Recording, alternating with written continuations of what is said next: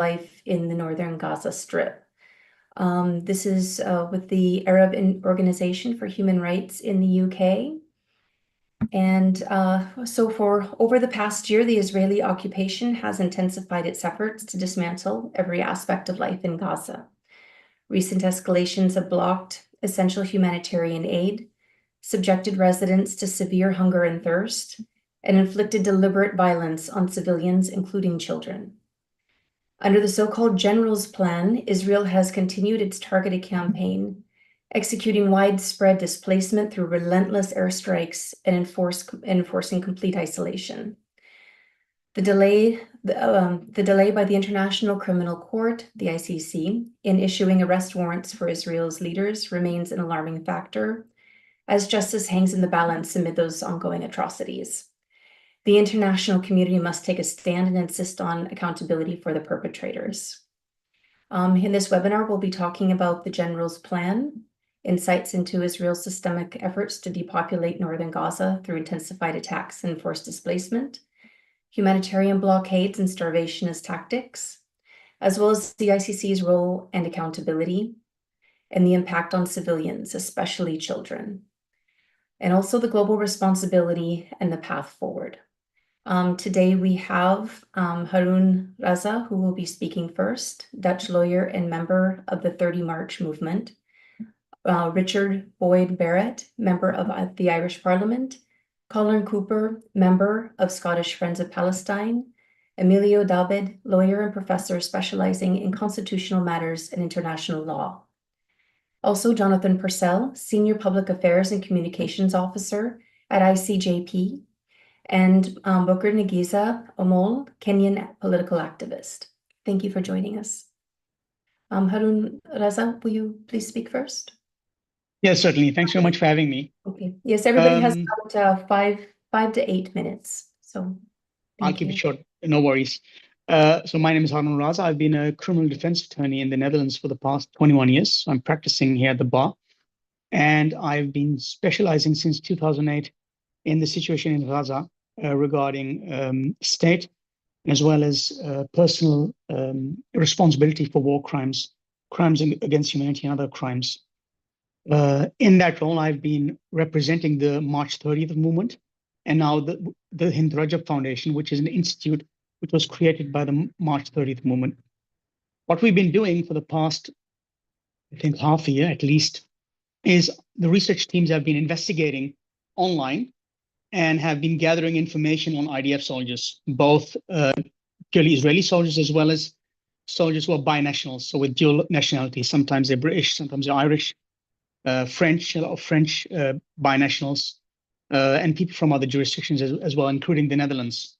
And in that research, we found many instances of clear evidence in which these IDF soldiers have been, actually publicly exposing themselves by sharing videos and photographs on X, on Twitter, on Instagram, and on TikTok, for example, on other fora, in which you quite clearly see them. For example, let me be very concrete: burning a house, blowing up a mosque while standing there, without there being any military necessity for that action, spraying graffiti on walls, stealing goods, and doing a lot more, committing many more crimes.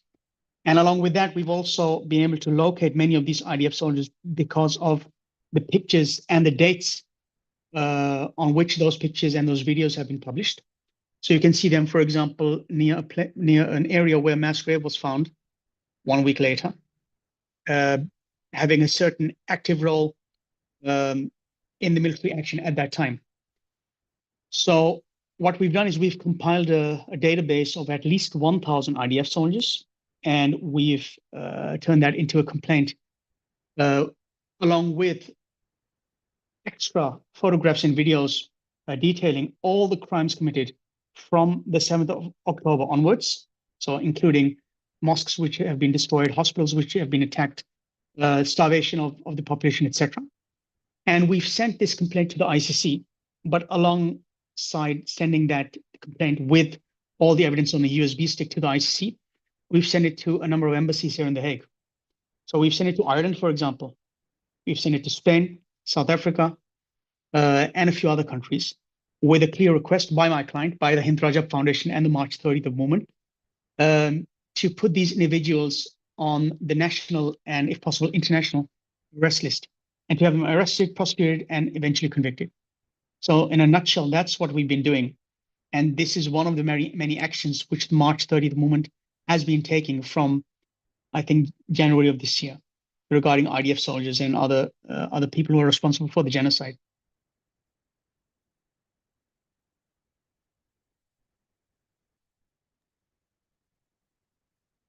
Thank you so much, Harun Raza. Does anyone have any comment or any further questions for this? Okay, very quickly, have you had any response to the work that you've been doing? I'm sorry, can you take yourself off mute? Sorry. Thank you. So I've been personally doing this since 2008. And what you see is ICC used to send a written, a letter in writing in which they'd confirm receipt of the complaint with all documents. They don't do that anymore because you submit it digitally, but you also submit it in using the post. And normally you don't receive much mail or much correspondence regarding what they do with the information. However, we have received a letter from one country. I won't name the country right now. So my client will do that, I think, within the coming week. But at least one country which was extremely enthusiastic about the action and wanted more information. And just to be clear, we do not have information on only 1,000 IDF soldiers. We have information on thousands of IDF soldiers. So this was just one of the actions which we've started now. And I think that in the coming month or months, we will be doing much more in numbers and in evidence. Very good, thank you. Okay, next we have Richard Boyd Barrett, member of the Irish Parliament.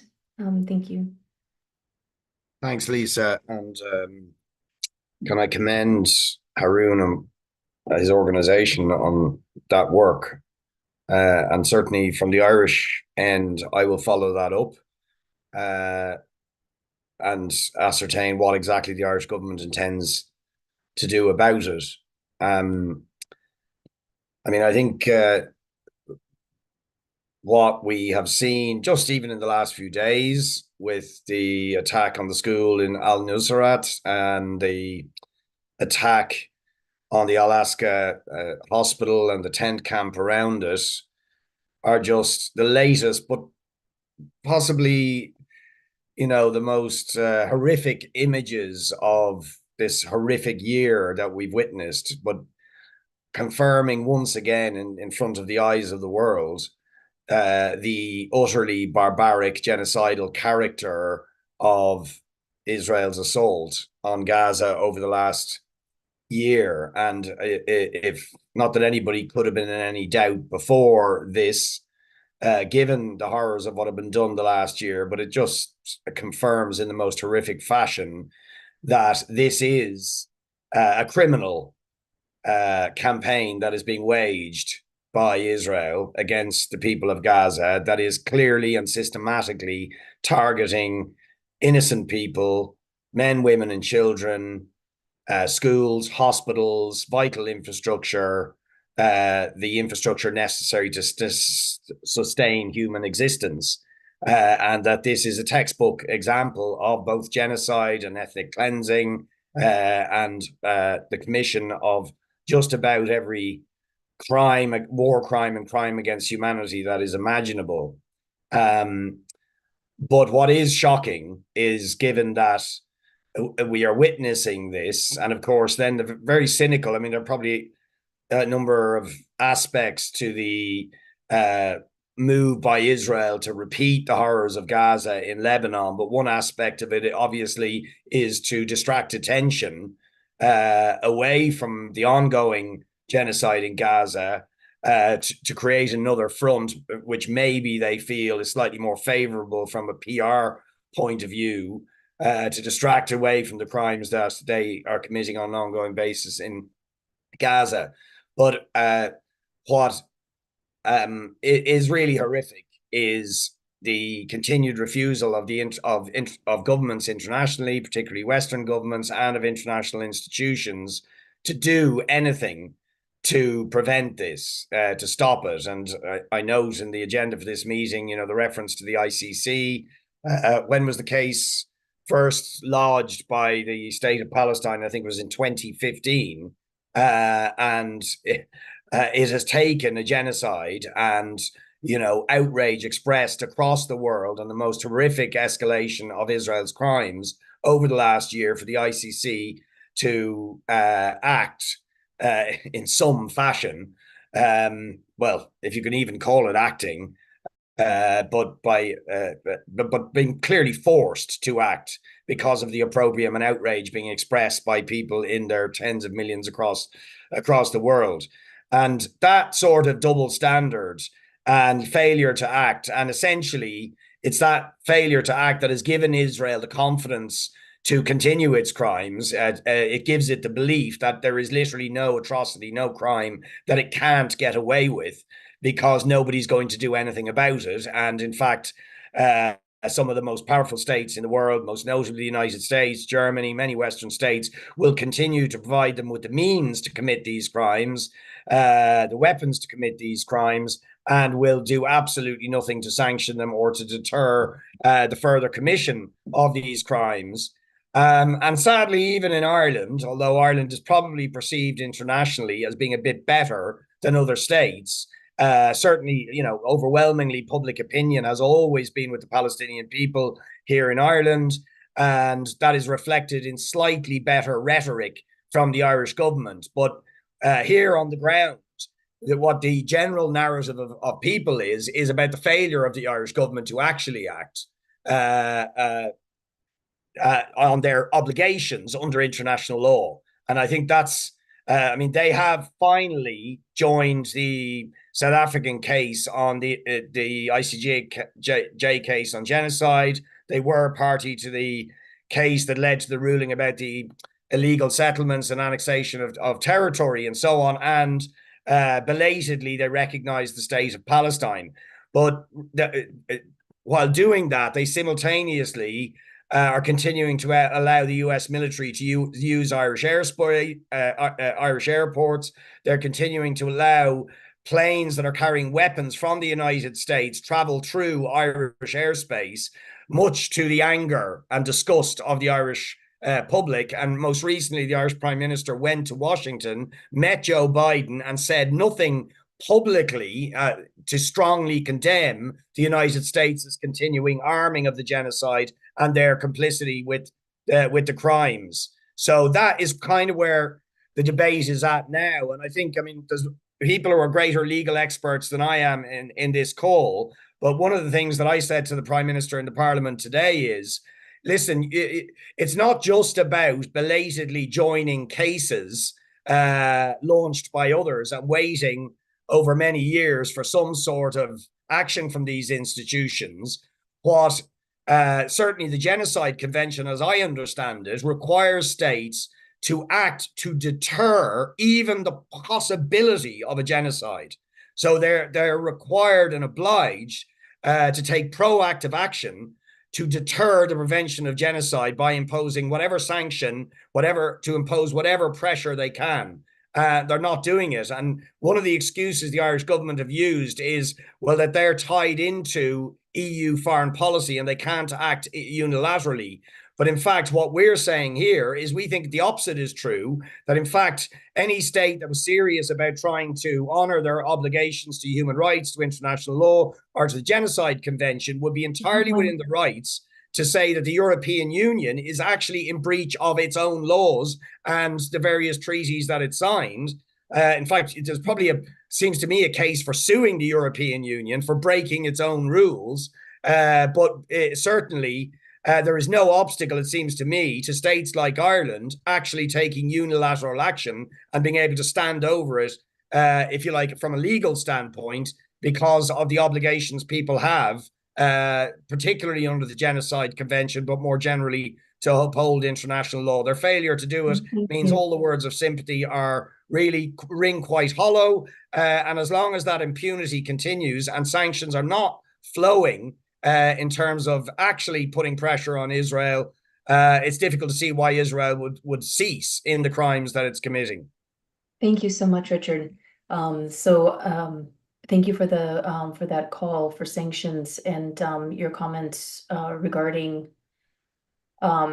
this double standard and failure. Does anyone have a comment on anything real quick, or anything that you would like to add in the last few seconds? Thank you. Okay, next we're going to hear from Colin Cooper, member of Scottish Friends of Palestine.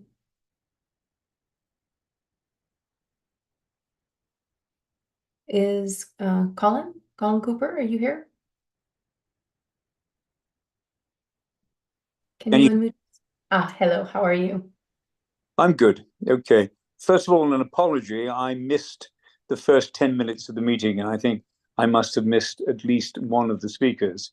But I'd like to pick up where the previous speaker has just left off. Essentially, I'm an activist for Palestine, and I live in Scotland. But most people will realize that Scotland does not have control of its external affairs, but Ireland does. But it's an everlasting sadness to me that we in Scotland choose not to follow in Ireland's footsteps. When I am feeling distressed by the events, particularly in northern Gaza, I sometimes go to see a conversation held in the Irish Parliament, the Dáil, when they were interviewing an Israeli ambassador a year ago. It absolutely showed that Israel should not be awarded the exceptional position that it's in. But we must come to realities. The licenses to export weapons are controlled by the UK government. But in the city of Edinburgh, where I live, we have Leonardo that makes advanced equipment for the fighter aircraft. We have Raytheon in Fife, and we have BAE Systems in Glasgow. The Scots are brilliant at making weapons. One of my sadnesses is, in my lifetime, there's been a real shift away from what I think of as, well, compassionate, people-based policies. This may seem as a distraction, but I think it's relevant to what we're talking about. When the US was terrified that regimes in South America were swinging to the Cuban model of left wing, they basically committed many atrocities. In Chile, there were terrible events taking place. The UK government gifted Hawker fighter aircraft to Chile. The workers in the factory in East Kilbride refused to touch them. They invented a joke term, not non passeron, but ne passeron. I look for the workers in my own city that work at Leonardo, for the workers in Fife, basically to recognize what they're doing is taking part in an illegal act that has been mentioned by previous speakers. There's no doubt that the death of children is on their, absolutely belongs to them. We don't have that level of union support that we need. And I have to be also honest in saying something that people don't like to discuss. Remember everything that is happening in Gaza at the same time there are terrible events in the Ukraine. And unfortunately, I'm sorry to interrupt you. Is it possible for you to turn your camera on? Let me see. Let's have a go.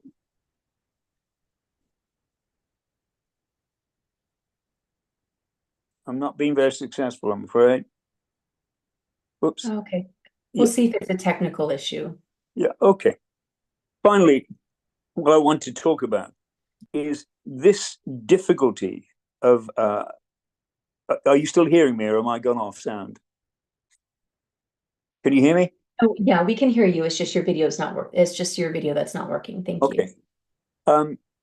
What is terrible to admit is that the Ukrainians are displaced Europeans and they're white. There's no doubt that some of the lack of support for Palestine is from deeply embedded racist views. One of the great sadnesses is about civic society in Scotland. The churches of all denominations have failed to call out Israel for the terrible harms it's doing.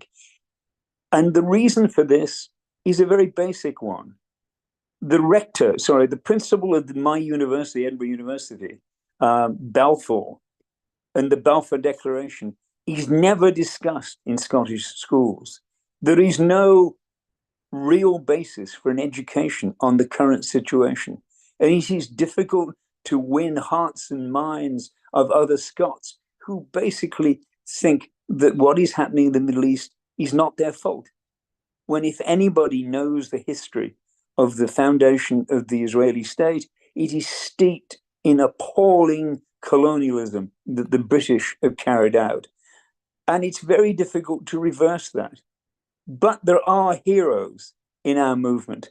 We have, on a regular basis, we read out the names of all the people involved in healthcare, whether it's ambulance drivers, surgeons, technicians, nurses. And we read out their names because they're dead. The number of names has increased extraordinarily over recent months. It's shocking, but the problem is the audience that is receiving this message is part of a long-lasting but relatively small support. We are not winning in the big arena, I'm afraid. Somehow we have to, in Scotland, mimic what is happening in Ireland. I think Ireland is a supreme example for the Scots, and we must take very forcibly. Bad things happen when good men do nothing. There are so many politicians who would come on side. We've had the recent example of a senior Israeli at highest level being invited to the Scots Parliament. It is the privilege of every MP, MSP in Scotland to invite visitors, but it is regarded as the law that they advise their colleagues who they're inviting. In this occasion, it was covert and it was about weapons. It shows at the very heart of the body politic in Scotland, we have so far to go. And all I can just end by saying, when the Americans take active soldiers into Israel and they take ballistic missile weapons, why aren't they sending in field hospitals with soldiers that will bring every damaged child to that field hospital and medevac them out if they're needed? Why is there not some heroic compassion? The answer is the United States is frozen in its pre-election stance. Nothing will happen till after the elections in the US. And that's a tragedy. Even Biden very cruelly has said, we're going to give Israel 30 days to prevent their terrible act of preventing food from going into Gaza. 30 days is beyond the election. That's how cynical the Biden administration is. So essentially what I'm saying is our hearts are broken in Scotland, but we have to try to bring a much wider section of the Scottish public on board. And as a final terrible thing to say, if you look at the churches in Scotland, they were almost mute at the time when the death camps were discovered. There was no public outrage voiced in the churches throughout Scotland. And I'm afraid we're looking at exactly the same position in Gaza, in northern Gaza now. Children are dying in their thousands, and we're doing nothing. I'll stop.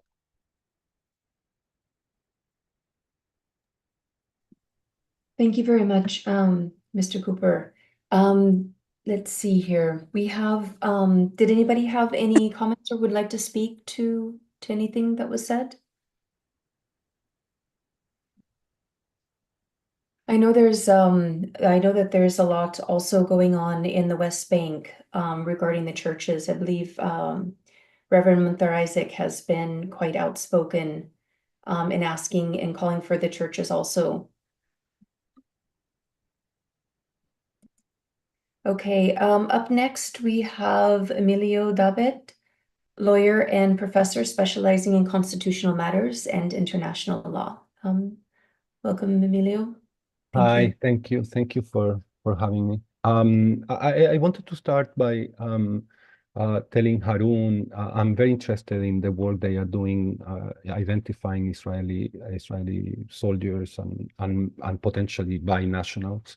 I think it's very important that we think about initiating legal actions domestically also against these people, and I would love to be in touch with you, Harun, regarding the potential for identifying Canadian Israelis that may have been involved in war crimes and genocide in Gaza. I'm saying that because I'm one of the founders of a Canadian organization called the Legal Center for Palestine, LCP, and basically we are representing and defending Palestinians and pro-Palestinian voices in court.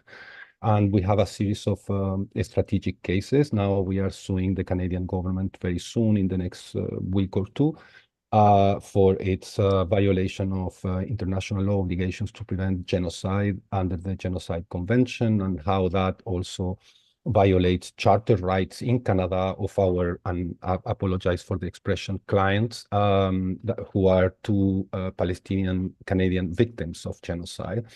And next step, we want to initiate actions against Canadian Israeli individuals. So I think the work you are doing there is very interesting. Now, having said that, look, what I will say is not a call.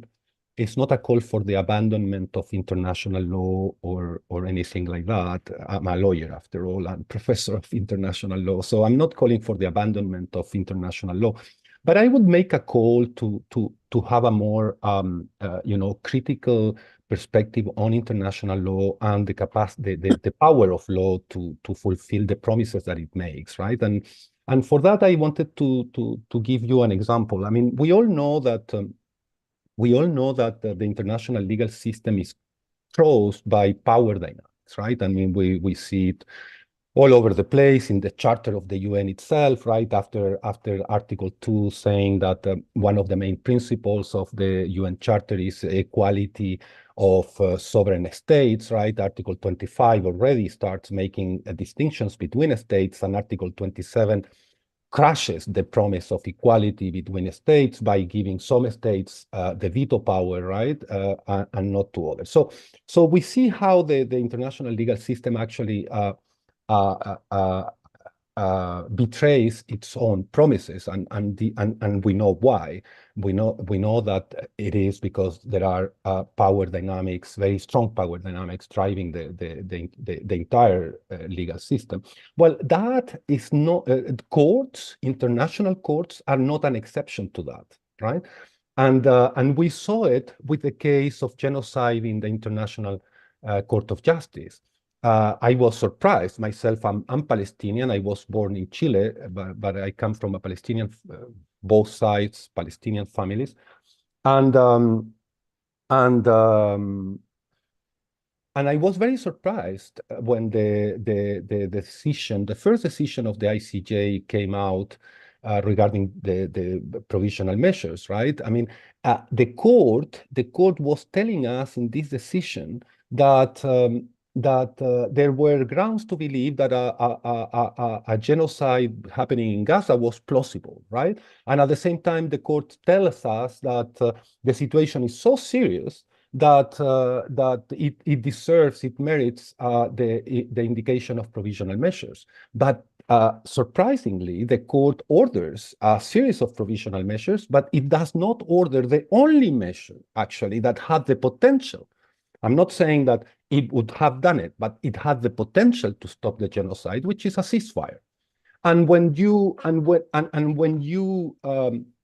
so the court was telling me, look, I think a genocide plausibly is happening there, and the situation is desperate. So I'm indicating provisional measures, but I will not indicate the only measure that could have the potential to stop the genocide. How do you explain that? So many many pro-Palestinians and Palestinian legal scholars were very welcoming of the decision. And I was surprised that nobody was actually making a critique of this court and its decision, because the decision deserves this critique. I mean, they were saying, no, it's just that the court cannot order a ceasefire, a unilateral ceasefire, because ceasefires are bilateral or multilateral. This is not true under international law.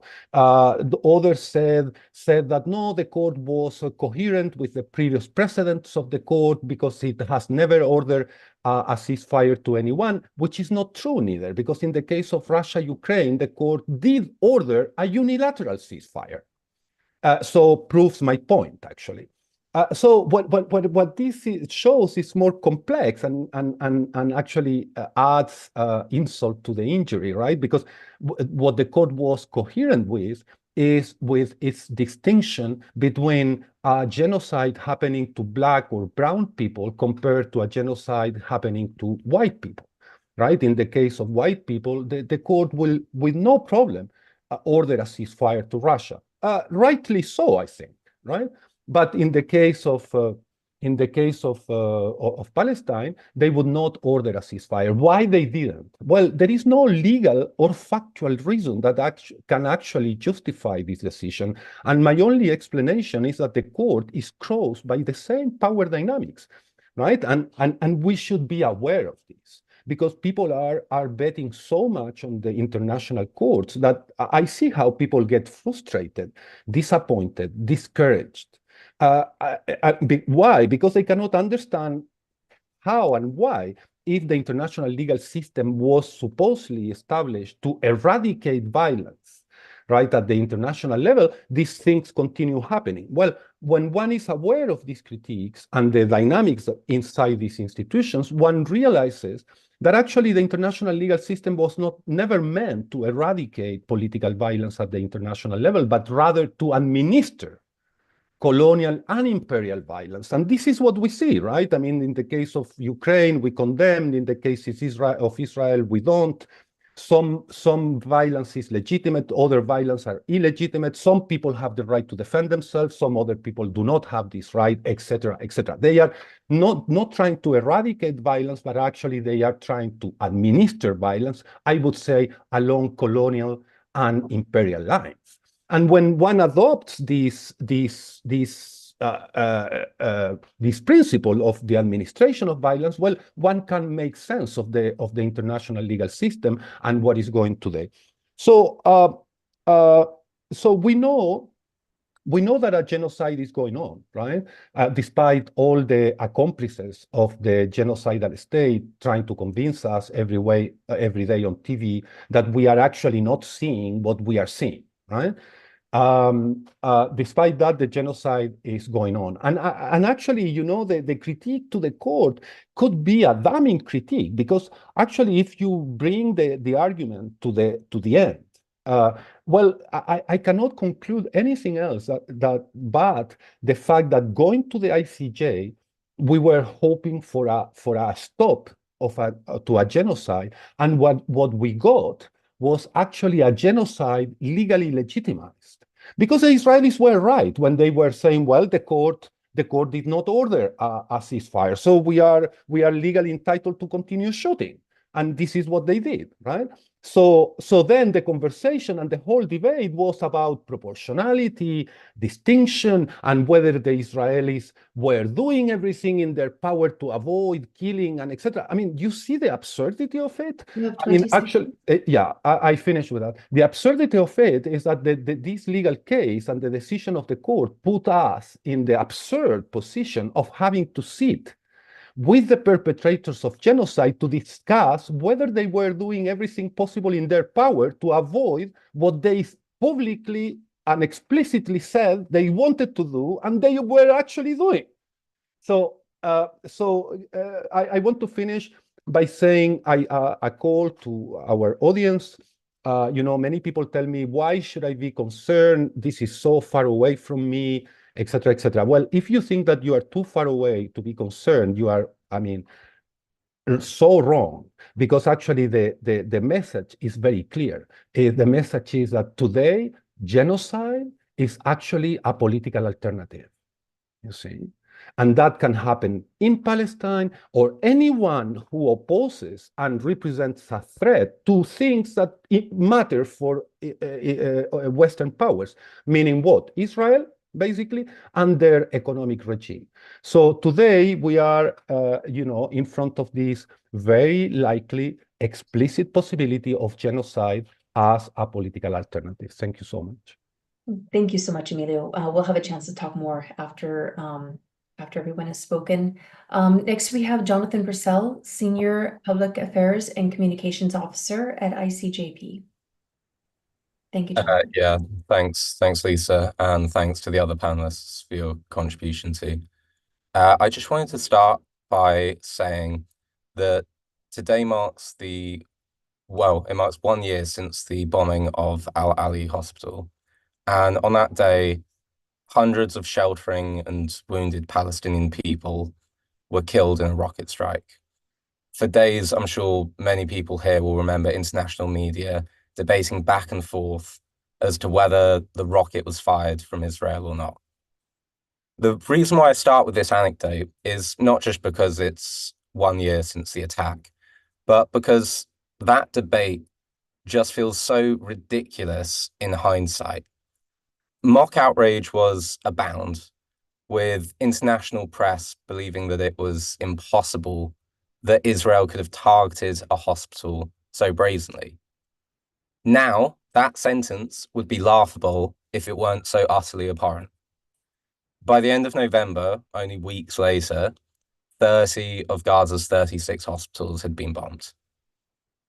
But direct targeting of medical professionals, whether it's bombing hospitals or shooting at paramedics, is only part of the story.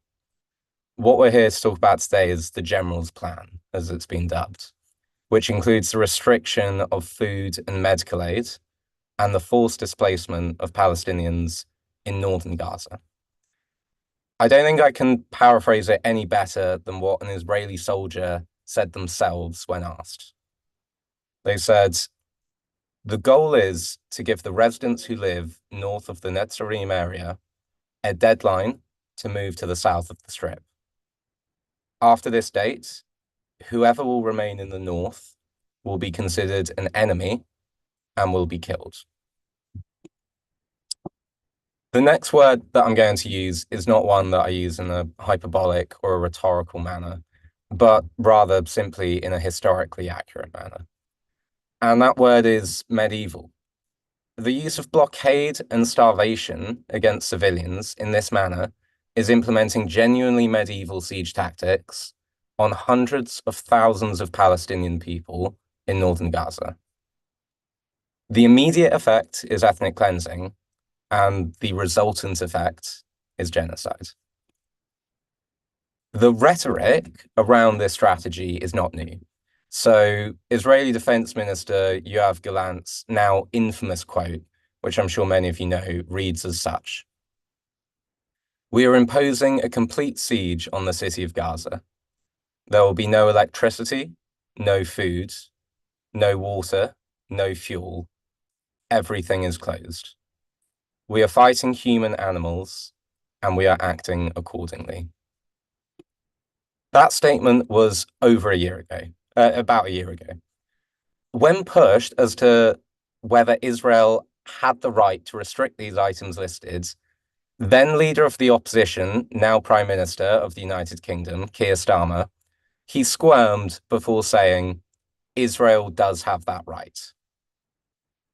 The extent of the restriction of medical aid was evident as far back as a year ago, with doctors reporting that they had been forced to use vinegar and washing up liquids as antiseptic sterilization, and that they had to use intravenous paracetamol in place of appropriate painkillers for surgeries, including on children. But without diminishing the extent of the siege tactics that have already taken place in Gaza over the last 12 months, with complete impunity, reports from the ground now say that the use of starvation as a weapon of war is being institutionalized on an unprecedented level. And that is what we're talking about when we're talking about the General's Plan.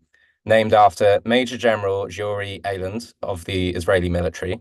He's long been reported in the Israeli press, including major outlets such as Haaretz, talking about and suggesting the use of starvation and epidemics as legitimate weapons of war to be used against the Palestinians.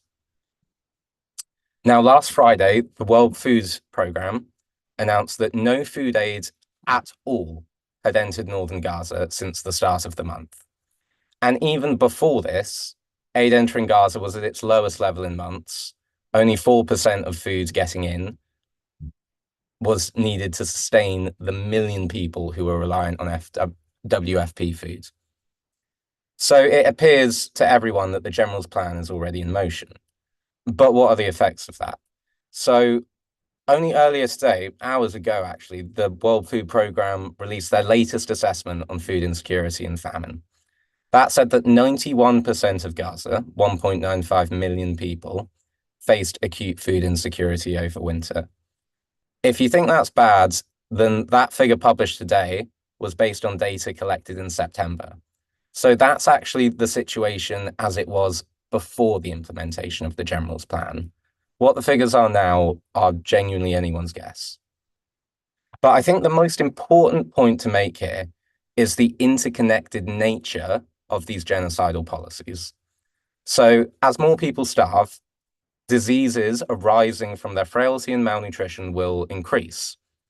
As people are displaced yet again by Israel's latest evacuation orders, the constant displacement will increase unsanitary conditions, unhygienic conditions, which is why Palestinians in Gaza have been suffering from epidemics and outbreaks of polio and cholera. And as people are driven south, displaced once again, the concentration of people will increase further in what is already one of the most densely populated areas on the planet. So with all that in mind, the restriction of aid, including medical supplies, is a death sentence for Palestinians. These policies, by their very design, are constructed to make Gaza incompatible with the conditions of life. Under Article 6 of the Rome Statutes, deliberately inflicting on the group conditions of life calculated to bring about its physical destruction in whole or in part constitutes genocide. And there is a further element that may well be linked to the general's plan too, and this is still developing as we speak. So only in the past few days, we now know that there have been increasing restrictions on doctors, with many turned away at the border. And in a story that's still developing, according to the Institute of Middle East Understanding, certain humanitarian organizations have now been outright banned from entering Gaza to provide healthcare provision. This shows the full all-encompassing effect that I'm talking about, of how these different policies are designed to bring about this total siege against Palestinian civilians. It is collective punishment on a coordinated scale that can only be described as systematic extermination and genocide of the Palestinian people.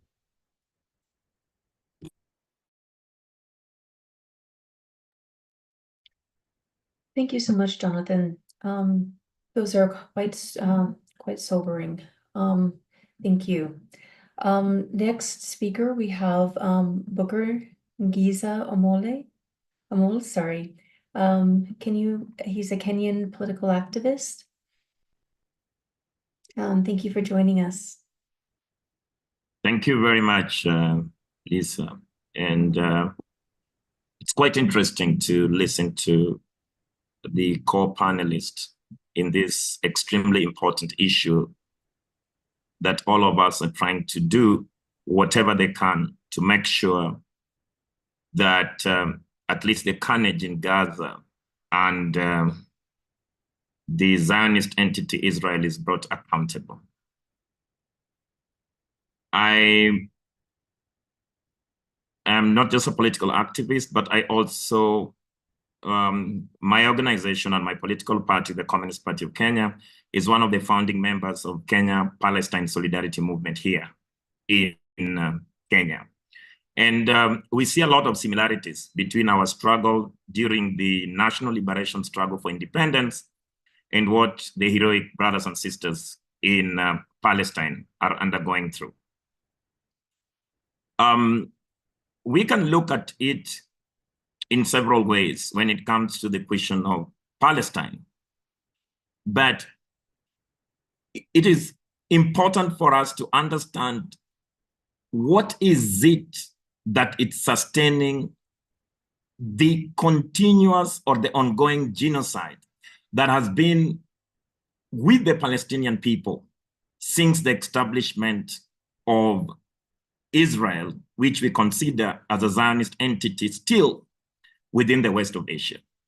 Because without United States imperialism, the colonial project called Israel will fall on its own weight because it gets life and support, both materially, morally, and even through veto power in the United Nations by a total support of the United States dominance class.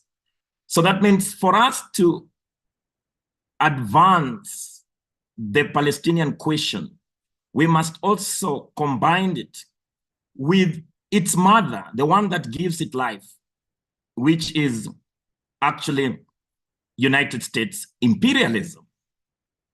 If we don't do that, then we can only continue to plead with the Zionist entity to stop the carnage, but they won't.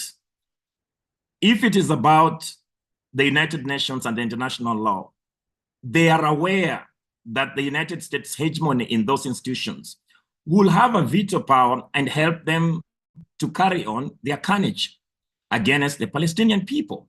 This is important for us to understand, because the lie that the Zionist entity has sold us is that they went into Gaza as a counter-terrorist measure, that they went to they were targeting Hamas. But it's important also to understand that Hamas was not there when Palestine was actually, being brutalized since the institutionalization of Israel in 1948. Hamas and the entire resistant axis emerged because of the repression and the settler colonial project. So without the settler colonial project, Israel, the entire resistant axis, including Hamas, will not have come to be. So it is also important to understand that if indeed we were able to negotiate with the oppressor to make sure that the oppressor can actually give leeway, then there was no need for resistance. But remember, the Palestinian Authority has been trying to negotiate and talk to the United States and the Zionist entity called Israel to accept a two-state solution, but what they have actually experienced is deaths and more deaths. So it only confirms that we learn from history that the only way out is through resistance. And the Zionist entity will fall with its declining, supporter, which is the United States hegemony. Because in our own correct analysis, we say that the United States empire is also a declining empire. And they have an outpost called Israel that continues to cause pain in the West of Asia. And the European political class do not have, in fact, they behave like neocolonial projects. For example, the British politicians, the French politicians, they do not control their own politics because they operate under the dictates of the United States of America, under the United States of the United States ruling class. So indeed, if we had to come out more forcefully and talk about forced displacement, forced displacement is not an afterthought. It is actually a deliberate and intentional policy by the Bush and Netanyahu regime to make sure that they can continue with their expansioning policy to steal land from Gaza, to steal land from Ramallah, to steal land from Bethlehem, and even southern Lebanon. So to try and think that the Zionist entity went into Gaza only to liquidate Hamas, they have been carpet bombing Gaza. But that has not been the only place they have been bombing. They have also been at least bombing Ramallah. They have at least been bombing Bethlehem and other places that are not under the entity called Hamas. So the only thing that the Zionist entity want to actually further is an ultimate agenda of land dispossession and to make sure that they can entrench settler colonialism. Because remember, this settler colonialism experiment, we learned it from the United States that were able to liquidate the entire indigenous community and make sure that they establish their hegemony in the Northern America. What about in Australia? The Aborigines were almost decimated and replaced. What the Zionist entity Israel is not aware is that times have changed and they cannot pretend that they can be able to atomize and kill Palestinian people en masse only to build settlement on top of babies' graves. That is important for us. In terms of international law and the effect of the International Court of the Criminal Court, that is ICC, also we have to remember that ICC as an imperialist court only is given the powers and the teeth to bite when they are acting in the interest of the United States ruling class. Otherwise, ICC is toothless in the sense. They can give pronunciations, but at the very end of it, they don't have a standing army to enforce those. They do not have an organized force of violence, and they rely on Interpol and other organizations that are dictated by the United States imperialism to effect even their processes. So it's limited in the sense that even after the ICJ ruling, and several people have gone to ICC court, how is it possible that we have not gotten the Israeli political leaders held accountable in the international law? Every time we see that there is a motion on the floor of the United Nations to stop this genocide, the United States puts a black face to actually veto this particular motion. So it basically means that we cannot isolate our solidarity with Palestinian people and the defeat of the primary enemy of the peaceful coexistence in this world, which is the United States imperialism. If you look at the targeting of civilians, it's not just targeting of civilians that the Netanyahu regime does. He even kills, health workers. He even kills, volunteers that are distributing food. He does collective punishment by making sure that the food does not reach the most vulnerable, medicine does not reach the most vulnerable. So anybody who thinks anywhere in the world that they can be complicit about the ongoing genocide in Gaza and think they are safe, they are not safe at all, because remember, the Zionist entity will escalate the war. Now, when they escalate the war and try to confront the Iranian and the Iranian resistant axis, then what will happen is that the Iranian, the DPRK, and Russia and China has already have a security pact. So it basically means that the weakest point in imperialism is in Gaza. And if we don't stop the ongoing war in Gaza, then we must be prepared to pay a heavy price, indeed, by making sure that once there is the World War III breaks out and it is irreversible, then nobody will be safe, especially we have 20 seconds left.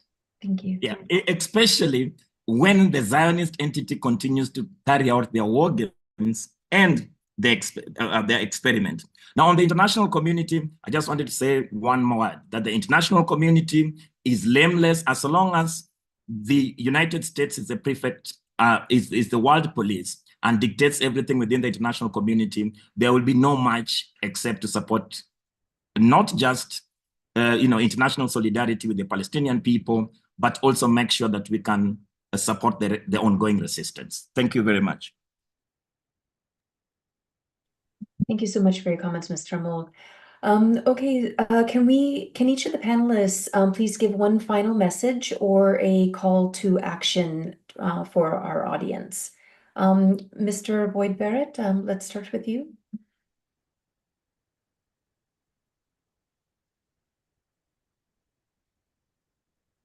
Is he still here? Oh, okay. Mr. Cooper?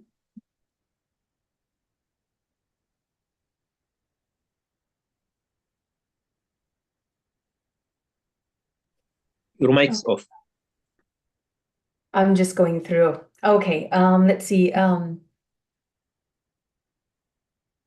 Mr. Cooper here, but his mic is off. Oh, okay. Mr. Cooper, can you turn your mic on? Trying to, can you hear me now? Ah, yes, thank you. There you are. Okay, just a simple statement. The evidence presented shows completely clearly that genocide is taking place. We must in some way keep our morale up, because I've had particular experiences in the Balkan War. Eventually, perpetrators of international criminal crimes were prosecuted, and that wasn't very long ago. Somehow, the antique organization of the UN must be changed so that the bulk of the people get what they're asking for. That's democracy. And we must, in some way, try to change that. But we're looking at racism, as I said in my own presentation. That's the reason why we're not winning the argument in my back door, sadly. I'll stop there. Thank you so much.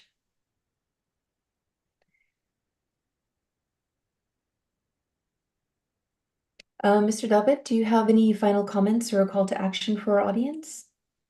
Yeah, very short. I would say, look, as I said before, my arguments, my intervention was not to make a call to for the abandonment of international law. I think or law more generally, I think we need to use it. We need to use law to advance Palestinian rights, but we should do it without fooling ourselves, right? And at the same time that we use the positive dimensions of international law decisions, we should be able to make a critique of the court and to understand. Because if we want to reform, we want to change the international legal system in the hope that is redeemable. If we want to do that, well, we need to understand what is going on and what is not working as we intend that to work. So this is why I think that this discussion is important. And second, and to finish, I would say that needs to be accompanied by a strong mass mobilization and political mobilization. And I think we should be asking ourselves, why are we betting so much, almost everything, on international law and international institutions and domestic law? Which is okay, but why we are not also invested, truly, strongly invested in political mass mobilization?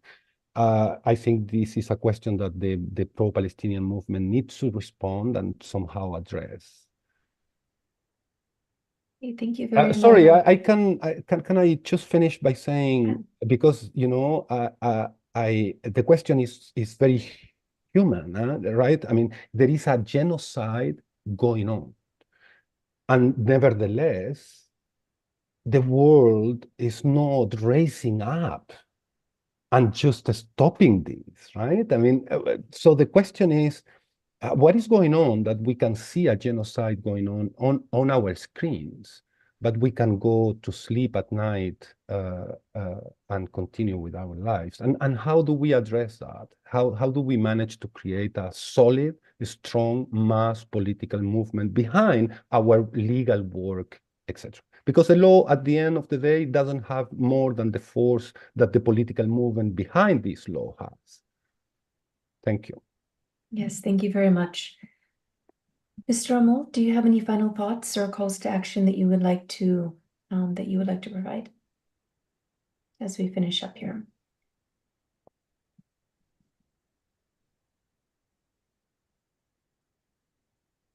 Mr. Amol?